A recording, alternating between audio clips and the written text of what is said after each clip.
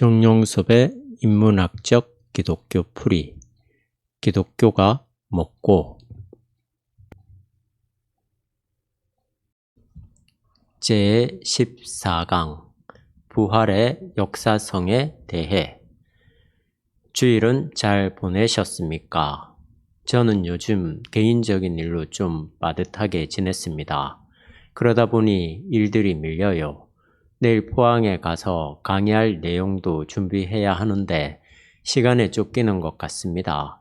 일도 어떻게 보면 욕심일 수 있는데요. 그런 방식으로 하는 것은 지혜로운 게 아니라는 생각이 듭니다.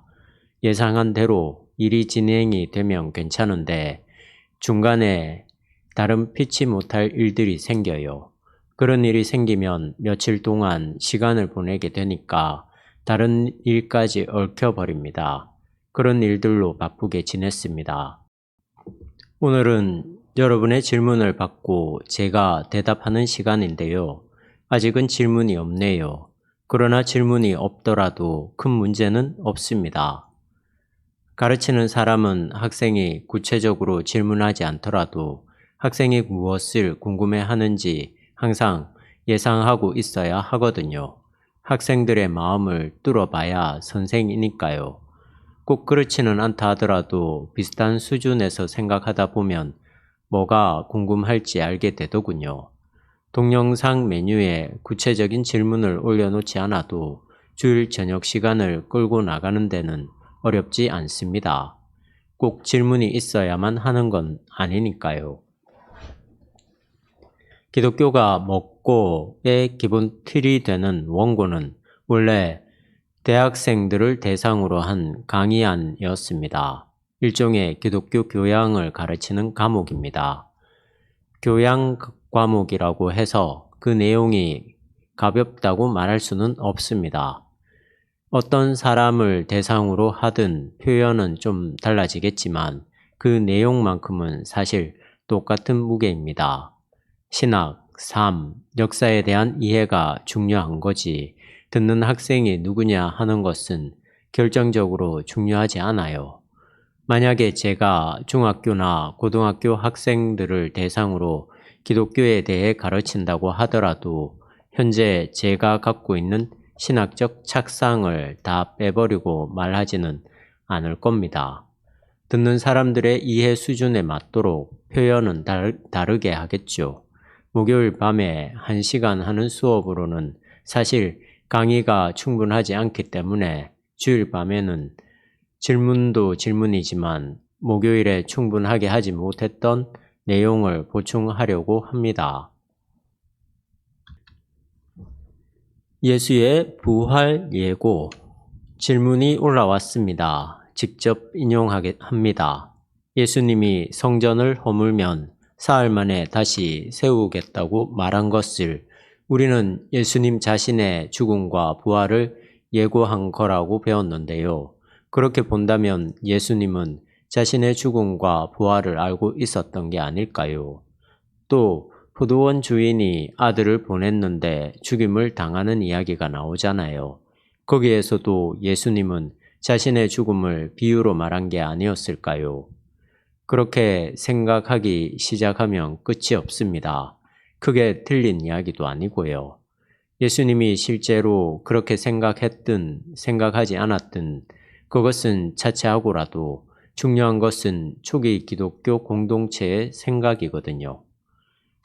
신구약 성서 모두 초기 기독교 공동체의 생각이 중요합니다. 예수님의 생애에 대해서 말하기 때문에 복음서에 한정해서 말한다면 복음서 안에 있는 일들과 시간들과 인물들이 중요한 게 아니라 그런 것들을 보도하고 있는 성서 기자들과 그들이 속해 있던 공동체가 중요한 겁니다. 왜냐하면 복음서뿐 아니라 서신을 포함한 모든 신약 성서에서 언급되는 예수님은 객관적인 역사적 사실로서의 예수가 아니라 초기 기독교 공동체에서 신앙으로 고백되고 해석된 예수이기 때문이죠. 실제로 역사 안에 있었던 바로 그 예수와 초기 기독교에서 이해되고 해석된 예수가 일치하느냐, 일치하지 않느냐 하는 것은 많은 연구가 필요합니다. 그러나 성서를 읽을 때 중요한 것은 예수님을 이해하고 설명하려고 했던 그들의 생각이에요. 이 말이 앞뒤가 잘 맞지 않는다고 생각할지 모르겠어요. 예수님에게 일어났던 사건이 중요하지 그걸 전달한 사도와 초기 원시 기독교가 왜 중요하냐고 말입니다. 그러나 이 말은 예수님에게 일어났던 사건이나 예수님 자체가 중요하지 않다는 뜻이 결코 아니에요. 원천적으로 중요해요. 성서론이나 계시론의 관점에서 말한다면 하나님의 구원 사건이 중요합니다. 계시니까요. 계시와 하나님의 구원 사건은 일치하기도 하고 작은 차이를 보이기도 하지만 그 작은 차이까지는 여기에서 말하지 않겠습니다. 말을 하거나 글을 쓸 때 용어의 개념들을 명확하게 구분해야 합니다. 학문적인 글일수록 더욱 그렇습니다. 그러나 아무리 그렇게 한다고 하더라도 한계가 있더라고요. 저도 설교를 하면서 계속 느끼는 바지만 설교 한편으로 모든 걸 다 이야기할 수는 없습니다. 듣는 사람과 말하는 사람과의 언어에 대한 이해의 정도가 다르기 때문에 전달하는데 근본적으로 한계가 있어요. 아무리 노력해도 그걸 넘어서기가 힘들어요. 그걸 일치시키려면, 즉 의사소통을 정확히 하려면 일일이 그 개념을 다 설명하면서 넘어가야 하는데 한정된 시간에 그럴 수가 없잖아요. 특히 설교는 더 그렇죠. 그러나 그런 부분들이 일치되지 않는다고 하더라도 앞으로 나가야 합니다. 어쩔 수가 없는 거예요. 계시와 하나님의 구원 사건이 어떻게 구분되고 어떻게 연결되는가 하는 것은 신학적인 개념인데 그런 것들을 강의 속에서 모두 짚고 넘어가기가 힘들잖아요. 여러분이 전체적인 흐름만이라도 알고 따라온다면 그런 차이들은 큰 문제가 아니라고 봅니다. 하나님의 구원 사건, 당연히 중요하죠. 문제는 성서와 연관시킬 때 생깁니다. 하나님의 구원 사건을 우리가 어떻게 만나는가 하는 거예요. 성서가 하나님의 구원 사건 자체는 아니잖아요. 예를 들면 구약에서 가장 중요한 출애굽 사건이 있었다고 합시다. 그것은 언어나 문자가 아니잖아요. 사건이죠. 예수님의 공생애에서도 사건이 많이 일어났습니다. 출애굽과 예수님의 공생애를 연결해서 생각해 보세요. 다 하나님의 구원 사건입니다. 우리는 구원 사건을 직접 만나지 못하고 문자로 만나요. 그런데 문자가 어떻게 사건 자체를 담아내겠어요? 이건 생각해 볼 필요도 없이 아주 명확한 거예요. 예수님의 공생의 사건은 문자로 다 담아낼 수도 없고 가능하지도 않습니다. 우리는 예수님의 원초적인 구원 사건, 예수 세미나에서 말하는 역사적 예수의 실체를 다 알 수가 없어요. 그게 결정적으로 중요한 사건이기는 하지만 역사 안에서 살아가는 한 우리는 그걸 직접 만날 수 없으니까요. 2000년 전과 지금 우리 사이에 역사적인 틈을 메워주는 것은 오직 글자, 즉 성서거든요. 성서를 기록한 사람들이 있다는 말입니다. 나중에 언급하게 되겠지만 기왕 말이 나왔으니 지금 잠깐 설명하고 지나가겠습니다. 예수님의 공생애를 담고 있는 성서는 신문 기자가 현장에서 직접 사건을 보고 적은 게 아니라 오랫동안 전해 내려오던 내용을 기록한 겁니다.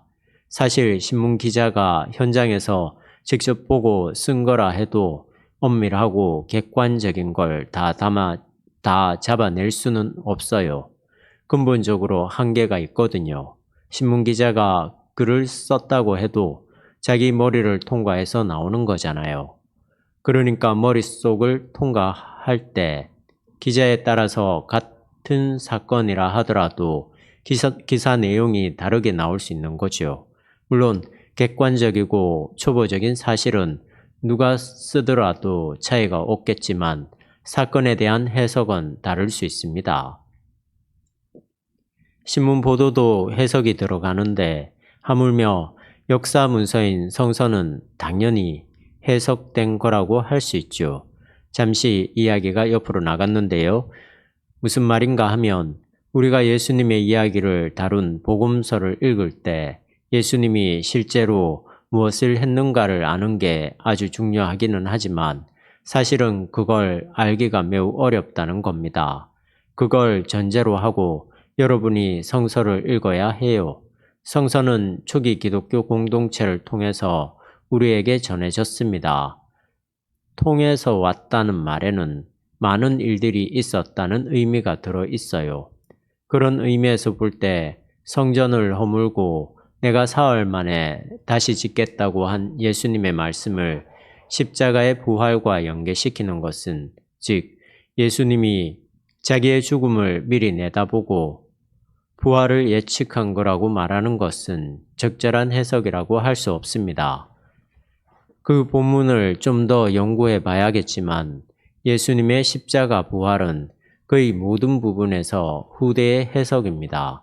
지금 제가 갑자기 받은 질문이라서 충분한 주석적인 근거를 제시할 수는 없지만 예수님의 십자가와 부활은 초기 기독교 공동체에 의해서 해석된 것이지 처음부터 결정되고 예정된 어떤 사건의 실현이라고 할 수 없습니다. 그렇다면 복음서에 나온 예수님의 말씀은 아무런 근거가 없는 것이냐고 질문할 수 있겠죠. 그렇지 않습니다. 다소 차이가 있기는 하지만 그 안에는 아주 중요한 요소들이 들어와 있어요. 사실 그런 것들을 다 말로 하기는 참 힘든데요. 뭐가 있을까요? 그건 여러분이 잘 찾아보세요. 예수님에게 어떤 사건들이 있었던 게 분명해요. 그런 사건들이 초기 기독교 공동체에 의해서 해석되었던 겁니다. 앞 시간에 부활에 대해 말씀드리면서 언급했을 텐데요. 예수님의 부활이 왜 예수를 믿지 않는 사람들에게는 인식되지 않았는가 하는 점입니다. 잘 생각해 보세요. 굉장히 중요한 문제입니다. 신자들은 이런 문제를 별로 진지하게 생각하지 않습니다. 바울은 500명이나 되는 사람들에게도 부활한 주님이 나타났다고 했는데요. 그렇게 분명한 사실로 경험되는 것인데 왜 다른 사람들에게는 나타나지 않는 걸까요? 예수를 믿는 사람들이 있는 곳에만 나타났던 걸까요? 만약 그랬다면 왜 그랬을까요? 더구나 죽음을 이기고 종말론적인 생명을 선취한 부활의 몸을 입었다면 사람들 앞에 떳떳하게 나타나는 게 좋지 않았을까요? 빌라도 앞에도 제사장 앞에도 유대 민중들 앞에도 내가 바로 부활한 예수라고 했으면 예수의 메시아성이 명명백백하게 드러났을 텐데 그게 아니잖아요. 예수를 믿지 않는 사람들, 앞으로도 믿을 가능성이 없는 사람들에게는 예수님의 부활이 전혀 인식되지 않았습니다. 부활 현현이 없었어요. 이게 뭘까요? 여기에 뭐가 들어가 있는 걸까요? 어려운 문제입니다. 이런 게 일종의 딜레마일 수도 있고 기독교 신앙의 역동성일 수도 있어요. 초기 기독교 안에서 형성된 것들이 오늘날 우리에게도 내려오고 있지만 그것이 우리가 일반적으로 생각하는 것처럼 실증적이고 객관성이 있는 건 아닙니다. 실증적이고 객관성이 있다는 게 큰 의미가 있는 것도 아니고요. 그런데 사람들은 그걸 중요하게 생각하고 딱딱 맞아떨어지는 믿음의 증거를 대라고 하죠. 기독교 신앙은 그렇게 시작하지 않았습니다. 굉장히 희미하게 시작했어요. 어떻게 보면 그게 확실했어요. 확실성의 차원이 서로 달랐던 거예요. 이해하겠죠? 초기 기독교인들은 어떻게 확실성을 경험했을까요? 그들은 부활한 예수 앞에, 즉 자신들이 어쩔 수 없는 현상 앞에 직면해 버렸던 겁니다. 그들도 설명할 수 없는 엄청난 걸 경험한 거죠. 어떤 말로도 설명할 수 없었던 경험이었어요. 그걸 나중에 곰곰이 생각해 보니까 구약의 어느 부분에서 말한 죽은 자가 떠오르기도 하고 3일 만에 무슨 일이 이루어지겠다는 말 등이 생각나면서 예수의 부활이 구약에 근거한 예언의 성취로 해석된 겁니다. 다시 질문으로 돌아가서요. 초기 기독교 공동체에는 그들이 경험하고 이해한 독특한 방식으로 확실성에 이르는 길이 있었어요. 그걸 우리가 잡아야 합니다. 그 길은 다른 것과는 완전히 구별되는데요. 자연과학처럼 실험실에서 반복을 통해 똑같은 답을 얻어내는 그런 확실성은 아니에요. 초기 기독교 공동체가 경험한 확실성은 계시적인 확실성입니다. 하나님이 자기를 드러내야만 겨우 우리가 이해할 수 있는 어떤 확실성인 거죠. 이것이 자연과학과 대립되는 것은 아니지만 동일시되는 것도 아닙니다. 기독교 고유의 진리에 이르는 인식론이에요. 진리인식의 길이라고도 할 수 있습니다. 그게 독특한 거죠. 일반 실증적인 세계가 말하는 방식의 확실성이 아니라 하나님의 주도성에 근거한 확실성이라는 겁니다. 야, 이건 말장난이다. 도대체 이 세상의 실증적인 확실성과 하나님의 계시에 의한 확실성이 다르다고 하면 말이 되냐? 이렇게 말할 사람도 있을 겁니다. 우리가 여태까지 일상적으로 경험하는 방식의 테두리 안에서는 말이 안 되지만 그것을 뛰어넘는 신앙, 영성, 신학적 사유에서는 말이 됩니다. 질문한 분에게 대답을 드려야겠습니다. 예수님이 성전을 허물고 사흘 안에 다시 짓겠다는 말을 했다고 성서 기자가 전하고 있기는 하지만 성서 기자가 기록한 내용과 예수님 자신의 생각은 같을 수도 있고 다를 수도 있습니다. 예수님이 말한 것으로 표현하기는 하지만 성서 기자들의 공동체에 의해, 즉 전승에 의해 그렇게 기록되었을 가능성이 많습니다. 복음서 안에는 예수님이라면 그렇게 말할 수밖에 없었겠다고 생각한 표현들이 많이 들어왔어요. 그렇다면 복음서 안에 있는 예수님의 말들을 예수님이 직접 말한 거라고 믿을 수 없는 것인가 하고 생각할 수 있는데요. 이것은 신학자들이 더 연구해야 할 부분입니다. 신학의 길은 거의 끝이 없어요. 요한복음에 보면 나는 무엇이다 라고 하는 하나의 정형화된 패턴이 나옵니다. 예수님이 나는 양의 문이다, 나는 생명의 떡이다 등등 이렇게 말했잖아요. 헬라어로는 에고 에이미로 시작하는데요. 다른 복음서에는 없는 이야기거든요. 예수님이 과연 그렇게 말했을 거라는 생각이 드나요? 그렇게 말했을 가능성이 좀 떨어져요. 요한복음에 나와 있는 에고 에이미식의 정형화된 예수님의 자기 표현 방식은 요한복음의 신학이 반영된 거라고 할 수 있습니다. 그렇다고 해서 요한복음의 내용들을 터무니없다고 할 수 있을까요? 그렇지 않습니다. 부활의 역사성. 질문이 이어지는군요. 부활이 구약의 예언에 근거한 초대교회의 해석이란 말은 부활이 역사적 사건이 아니라는 뜻인가요? 꼭 그런 건 아닙니다. 이 질문도 더 정확하게 풀려면 질문한 분이 말한 역사적 사건이라는 단어가 도대체 무엇인가 하는 것부터 미리 말해야 합니다. 역사적이라는 게 실증적인 역사를 말하는 건지 해석된 역사를 말하는 건지 알아야 한다는 거죠.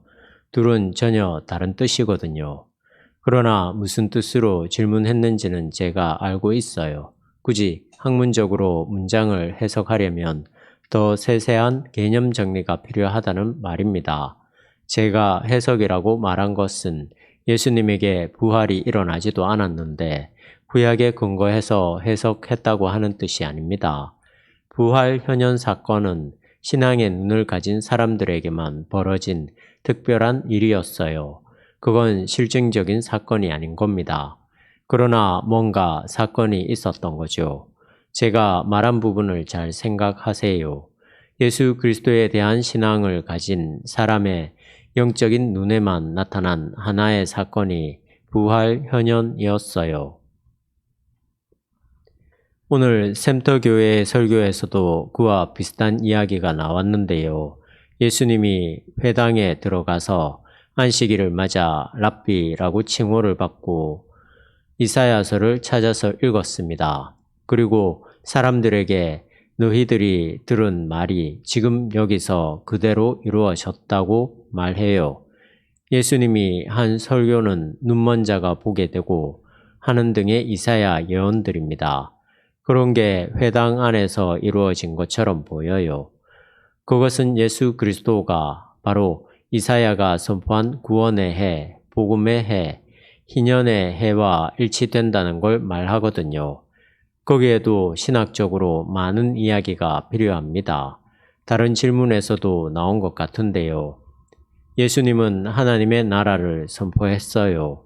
초기 기독교 공동체는 예수님이 선포한 하나님의 나라를 예수님 자체와 일치시켰는데, 즉 선포된 것을 선포자와 일치시켰는데 어떻게 그것이 가능한가 하는 거죠.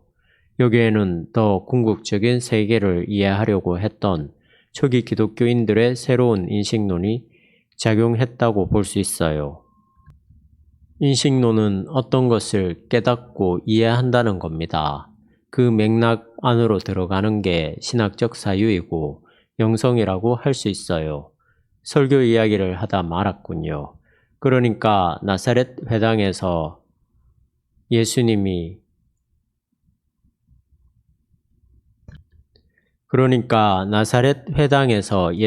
인용한 이사야의 그 예언이 바로 예수와 일치되었다. 예수에게 일어났다고 하는 겁니다. 그렇다고 해서 정말 눈먼 자가 당장 눈을 떴던 건 아니에요. 신앙적인 고백을 담고 있는 거죠. 이 모순을 풀어야 합니다.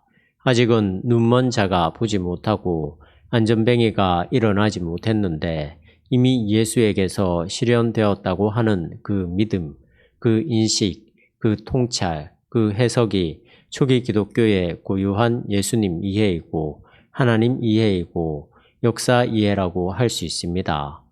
그게 어떻게 가능할까요? 여기에 혹시 설교할 분들이 들어와 있는지 모르겠는데요. 설교자인 목사들에게 필요한 것이 이것입니다. 그 맥락 안으로 일단 목사가 뛰어 들어가야 합니다. 그렇지 않으면 성서는 뜬구름 잡는 이야기가 되든지 아니면 실용적으로 써먹을 도구가 되고 맙니다. 성서는 영적 현실에 대한 문서인데요. 영적인 세계는 허황하고 비현실적인 세계가 아니라 가장 심층적인 생명의 세계라고 할 수 있습니다. 이건 굉장히 탄탄한 거예요. 탄탄한 인식, 즉 사유방식이 바탕이 되지 않으면 우리는 신학적인 사유를 할 수 없습니다. 실제로 눈먼 자가 보게 되는 일이 일어나지는 않았지만 이미 예수와 하나가 된 사람들에게는 그 일이 일어난 것과 똑같다고, 다를 바 없다고, 거기에 도달해 있다고 인식하는 겁니다. 초기 기독교인들이 예수님에게서 이미 구원이 실현되었다, 현실이 되었다고 인식했다는 거죠. 하나님 나라를 설명할 때 보통 우리는 이미 왔지만 아직은 아닌, 또는 거꾸로 아직은 오지 않았지만 이미라고 하는 변증법적인 관계로 설명하잖아요. 그 맥락인 거죠. 그것이 안식일 회당에서 말씀을 전하는 예수와 연관되어서 나온 거예요. 그게 가능할까요? 아직 눈먼 자가 눈 뜨는 일이 일어나지는 않았지만 이미 일어난 것과 똑같은 어떤 세계를 보는 것 말입니다. 최종적인 세계를 최후 혹은 종말이라고 하죠. 우주론적인 종말의 그때, 정말 마지막이라고 하는 그때 말입니다. 그때에 가서 우리에게 실질적으로 드러나게 되고 우리가 참여하게 될 그 영원한 생명이 소급해서 혹은 선치적으로 예수에게서 발생했다는 것이 곧 부활인데요. 그것이 기독교 역사 안에서 영적인, 신학적인, 심층적인, 신앙적인 토대가 될 수 있습니다. 그게 어떻게 가능하냐는 거죠. 사실 그건 아무리 설명해도 들을 귀가 없으면 들리지 않습니다. 종말과 지금은 엄청난 차이가 있는데 어떻게 그게 가능하냐고 하겠죠. 그것을 같이 볼 수 있는 눈이 필요합니다. 그런 눈을 갖기 위해서 하나님이 누구냐 하는 것도 알아야 하는 거죠. 하나님은 드러나서 존재하는 분일 뿐 아니라 오히려 존재하지 않으면서도 존재하게 하는 원초적인 힘이기도 합니다. 따라서 우리가 생각하는 틀을 승화시키고 넓혀 나가야 전체적으로 이해할 수 있는 거예요. 저도 설교하면서 부분적으로 말을 더듬거릴 때가 있습니다. 이런 내용들을 신자들이 다 안다고 전제를 하고 설교를 해야 하는데 실제로 신자들은 잘 모르잖아요. 성도들이 그 깊이 속으로 들어가지 않으니까요. 제가 머뭇거리면 오해할 수도 있는데 그게 아직 제가 설교의 베테랑이 되지 못했다는 증거겠죠. 전달이 잘 안 되더라도 진도를 팍팍 나가야 되는데 말이에요. 하나님의 구원을 우리가 어떻게 아직은 아닌데 이미 이루어진 것으로 인식할 뿐만 아니라 그 세계 속으로 들어가 살아내느냐 하는 겁니다. 오늘이 주일 저녁이니까 설교조로 말해도 되겠네요. 우리가 지금 살아있잖아요. 그러나 금방 죽습니다. 죽음을 목전에 두고 사는 거예요. 그걸 인정하면 우리가 성취하려고 하는 것들이 무의미하다는 걸 깨닫게 되고 의미가 있다고 해도 아주 사소하고 상대적이라는 걸 알게 되거든요. 그래서 우리는 더 근본적인 생명 속으로 들어가려고 하게 됩니다. 들어가려고 해도 잘 안 되니까 문제인데요. 실제로 그런 게 잘 되는 사람들을 신비주의자 혹은 영성주의자라고 할 수 있어요. 마지막 순간이 아직은 오지 않았습니다. 그러나 온 것과 다름없는 그 삶을 실질적으로 살아가야 하는 거예요. 그건 신학 공부를 많이 해야만 가능한 게 아닙니다. 평소에 성서를 잘 읽고 영성이 열리게 되면 그 관계 속으로 들어갈 수 있어요. 바울도 그리스도 안에 있다고 말했는데 그게 다 그런 이야기입니다. 그리스도 안에 있다는 게 어떻게 가능할까요? 서로 다른 인격인데 말이죠. 그냥 감정적으로 일치된다는 게 아니거든요. 실증적으로 느끼는 거는 아니에요. 내가 예수 그리스도를 마음에 품고 사는 차원의 문제가 아닙니다. 신비의 문제예요. 존재론적 신비입니다. 예수의 초능력에 대해 다음 질문은 이렇습니다.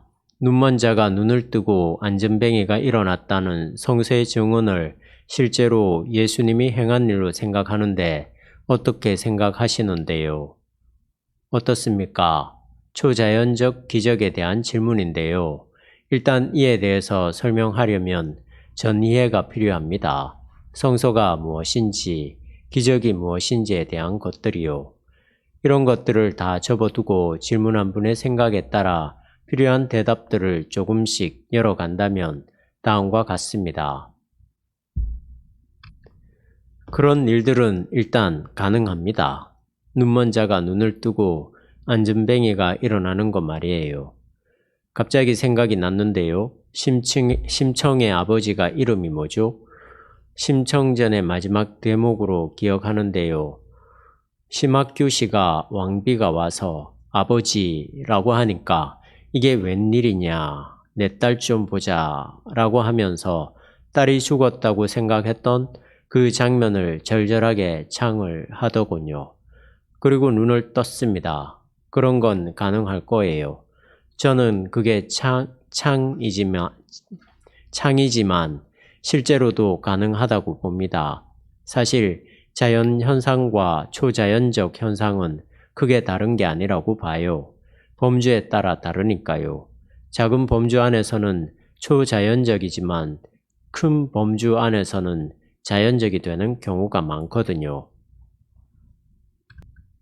생각해 보세요. 정용섭이라고 하는 사람이 이 시간 2008년 3월 2일 밤에 강의를 하고 있습니다. 이 사실은 500년 전으로 거슬러 올라가면 불가능한 일인데 지금은 가능한 현실이 되고 말았어요. 사실 기적이죠. 초자연적이죠. 그러나 범주를 넓히면 모든 것들이 자연적인 것으로 해명이 가능해져요. 예화가 적당한지는 모르겠네요. 하여튼 예수님 앞에서 눈을 뜨는 초자연적인 기적들은 일어날 가능성이 있었고 일어날 수도 있었습니다. 이것을 전제로 하고 다음 이야기를 할게요. 그러나 여기에서 짚고 싶은 것은 그런 일이 예수님에게만 일어난 게 아니기 때문에 특별한 일이 아니라는 겁니다. 동서고금을 막론하고 지금도 아마 그런 일들이 일어날 수 있을 텐데 하물며 고대 사회에야 얼마나 더 했겠어요. 그런 일들이 더 많았겠죠. 예수님도 그런 경우가 많았거든요. 어떤 목사들은 예수님처럼 자기도 초자연적 능력이 있다는 걸 보여주고 싶어 합니다. 그런 것을 예수님의 공생애에 나오는 일과 비교하지 마세요. 전혀 다른 일이에요. 예수님이 그런 일을 했으니까 우리가 할 수 있다고 하는 건 신앙이 아닙니다. 사건 자체도 다르고요. 신유 집회의 전문가인 그 목사님의 경우는 사기인 것 같아요. 기계적으로 그런 일들이 가능할 것처럼 말하잖아요. 그럼 사기꾼인가요? 저한테 어떤 대답을 바라세요? 솔직한 대답을 듣고 싶다고요? 의도적인 사기는 아니지만 결과적으로 사기가 된 걸 뭐라고 하나요? 아, 그걸 미필적 고의라고 하는군요. 외워둬야겠네요. 그럴 가능성이 높습니다. 제가 그 목사님을 설교 비평에서 한번 다뤘는데요. 많이 순화시켰습니다만 문제가 많은 분이십니다. 심각한 문제가 많아요. 기독교를 크게 병들게 하는 요소가 많다는 뜻이에요. 그런데 한국에서야 교회만 키우면 만사 오케이잖아요. 이게 정말로 심각합니다. 지금 신천지가 이단이라고 야단이지만 그들도 더 커지면 한국교회 안에서 힘 꽤나 줄 수 있을걸요. 저는 신천지 신학을 잘 모르기 때문에 말할 처지는 아닙니다. 그러나 이분은 이단과 정통 사이에 놓여 있는 것 같습니다. 그 목사는 강단에 올라가서 믿음으로 하면 낫습니다. 치료됩니다. 믿습니까? 라고 하면서 자기 머릿속으로 그리기만 해도 낫는다고 말씀하시더군요. 그렇게 말하면 사기치는 겁니다. 예수님에게 있었던 일들을 통해서 성서 기자들이 뭘 말하려고 하는지 그 핵심을 잡아야 합니다. 치료된 것은 그렇게 중요하지 않아요. 예수님이 기계적으로 그런 일을 행한 것도 아니고요. 아주 자연적인 현상이었는데 고대인들에게 그게 초자연적으로 보였을 수도 있어요. 성경은 무엇을 기적이라 부르는가? 알폰스 바이저 분도 성경은 무엇을 기적이라 부르는가? 라는 책을 한번 보세요. 성서 아카데미 사이트 알림판에 추천 도서 목록을 올려놓았는데 찾아보세요. 예수님이 눈먼 자를 눈뜨게 한 것이 사실이냐 아니냐에 관심을 갖지 마세요. 그런 일을 했기 때문에 예수님이 메시아인 것은 아닙니다. 그런 일은 고대 사회에서 흔한 거예요. 어느 정도 대중적인 카리스마가 있는 사람들에게는 자주 나타나는 현상입니다. 예수님을 그런 정도의 인물로 격화시키면 곤란하지요. 초자연적 기적에 관심을 갖는 것은 기독교 신앙의 근본이 아닙니다. 호기심일 뿐이죠. 그보다는 예수님의 십자가와 부활, 가르침, 심판, 재림 등의 귀를 기울이세요. 대답이 되었는지 모르겠네요. 앞으로 차츰차츰 더 이야기하도록 하지요. 신학적 사유에 대해 오늘 강의는 처음에 올라온 질문이 없어서 제가 다른 이야기를 하려고 준비를 했는데 강의 중에 질문들이 올라와서 거기에 따라가다 보니 시간이 다 되었습니다. 십자가와 부활을 중심으로 죽음의 문제를 좀 더 말하려고 했어요. 기독교적으로 죽음을 어떻게 이해해야 하고 죽음 이후의 영원한 생명, 즉 부활을 생각해 보려고 했는데요. 죽는다고 할 때 육체만 죽는 것인지 영혼은 불멸하는 것인지 하는 문제들을 다루려고 했는데 시간이 다 돼서 하지 못할 것 같습니다. 이런 문제들은 사실 단답식으로 대답하기가 어려워요. 앞서 부활에 대해서 말할 때도 부활은 예수님을 통한 새로운 생명 현현의 경험으로서 구약 성서에 근거해 초기 기독교 공동체에 의해서 새롭게 해석되었다고 했는데요. 그것과 마찬가지로 이 영과 육의 문제도 딱 한 번으로 결정되는 게 아니라 역사가 진행되면서 계속 새롭게 해석되어 왔습니다. 그 중간중간에 헬라 철학이나 자연과학의 도움을 받기도 하면서 기독교가 말하려고 했던 인간, 구원, 생명의 문제들이 풍부한 내용을 갖게 되었죠. 그런 점에서 볼 때 오늘 우리가 알고 있는 기독교의 교리나 가르침도 아직은 완료된 것이 아닙니다. 종말론적으로 열려 있는 거예요. 그건 굉장히 중요한 신앙의 관점이기도 하고 신앙의 기본 토대이기도 합니다. 또한 우리 인식의 한계인 동시에 인식의 방향이기도 하고 진리의 어떤 속성이기도 합니다. 열려져 있다고 해서 현재 우리가 알고 있는 게 무의미하다는 것은 아닙니다. 역사적인 것이 단절된 것은 없어요. 종말까지 열려 있으니까요. 기독교의 가르침이라고 해서 역사적 맥락과 단절된 채 어디에서 툭 튀어나온 게 아닙니다. 그런 점에서 오늘 이 시간 역사 안에서 살아가는 우리의 책임이 중요한 거예요. 루터는 500년 전에 그 역사 안에서 아주 중요한 역할을 했던 거고요. 그로 인해 기독교 신앙이 건강해질 수 있었으니까요. 우리가 지금 어떠한 역사적 자리에서 어떤 역할을 감당하느냐에 따라 한국 교회가 더 건강할 수도 있고 타락할 수도 있습니다. 그래서 역사란 것이 중요한 거예요. 중요하지만 절대적이지는 않고 절대적이지만 중요하지 않은 것이 역사의 속성입니다. 그 말은 곧 종말론적으로 열려 있다는 뜻이고요. 오늘 중요한 것 하나를 이야기하고 끝내야겠네요. 우리가 이런 공부를 하는 것은 기독교의 가르침에 대한 정보들을 많이 확보하기 위한 게 결코 아닙니다. 그것은 책 한 권을 읽으면 끝나는 문제예요. 중요한 것은 그 생각입니다. 그런 쪽으로 생각할 줄을 아는 게 어려워요. 생각한다는 것 아주 중요합니다. 신학대학을 졸업해도 생각하지 않아요.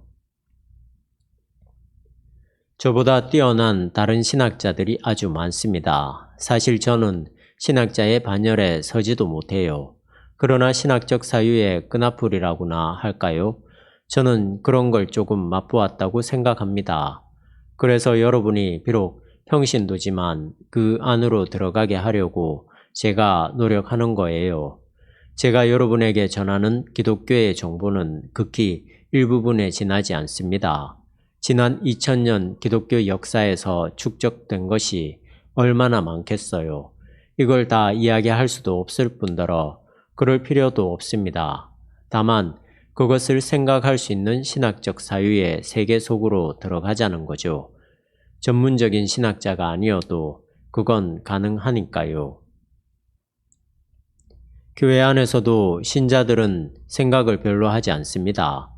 그 이유는 세상살이가 고달프기 때문이기도 하지만 더 중요한 이유는 사실에 직면할 용기가 없기 때문이에요. 두려운 거죠. 하나님이 실증적으로 존재한다고 생각했으니 비존재의 방식으로 이 세상을 통치한다는 사실을 어떻게 받아들일 수 있겠어요? 하나님의 능력만 생각하는 사람이 십자가에 달린 절대 무능력한 모습의 하나님을 어떻게 받아들일 수 있겠습니까? 그건 두려움입니다. 사람들은 그런 세계 속으로 들어가기를 원하지 않아요. 좋은 것, 잘 되는 것, 성공하는 것, 능력받는 것들이 늘 우리를 자극하고 있으니까요. 세상 사람이나 신앙인이나 좀 더 깊숙이 들어가면 그 모티브가 똑같잖아요. 창피한 이야기지만 형식은 종교적인데 내면으로 치고 들어가면 일반 보험회사 직원이나 회사 운영자와 다른 게 없어요. 다 그렇다는 건 아니에요. 대다수의 신자들이 기독교 신앙에 대한 사유의 세계로 들어가지 못한다는 말입니다. 사유를 영성과 똑같이 생각하면 돼요. 주먹구구식으로 잘 믿고 감성적으로 따뜻하게 위로받는 센티멘털리즘, 즉 자기가 좋아하는 것 다 하면서 가볍게 살아가겠다는 태도에서 벗어나자는 겁니다. 오늘은 여기까지 하겠습니다.